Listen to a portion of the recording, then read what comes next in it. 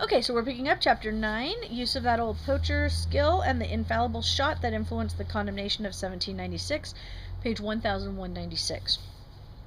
Opinions were flying back and forth in the barricade. The gun was about to fire again. They could not hold out a quarter of an hour in that storm of grape shot. It was absolutely necessary to deaden the blows.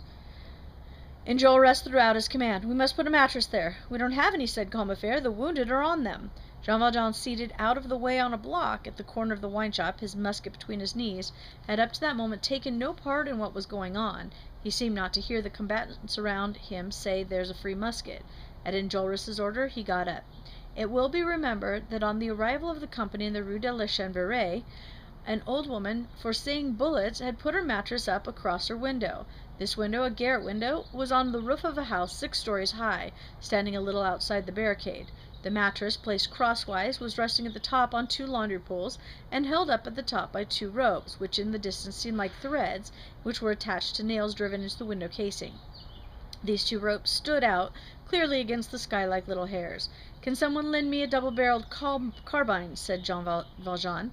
Enjolras, who had just reloaded his, handed it to him. Jean Valjean aimed at the window and fired. One of the 2 ropes of the mattress was severed. The mattress was now hanging by only 1 thread.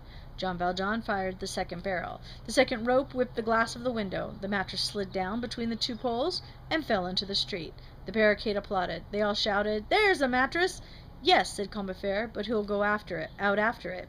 The mattress had in fact fallen outside the barricade, between the besieged and the besiegers. Now, since the death of the gunner had enraged the troops, the soldiers had begun to lie flat on their stomachs behind the low wall of paving stones.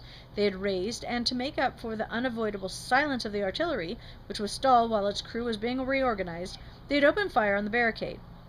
The insurgents made no response to these volleys to spare their ammunition.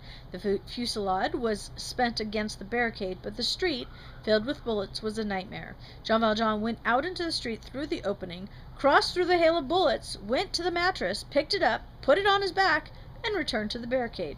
He shoved the mattress into the opening himself.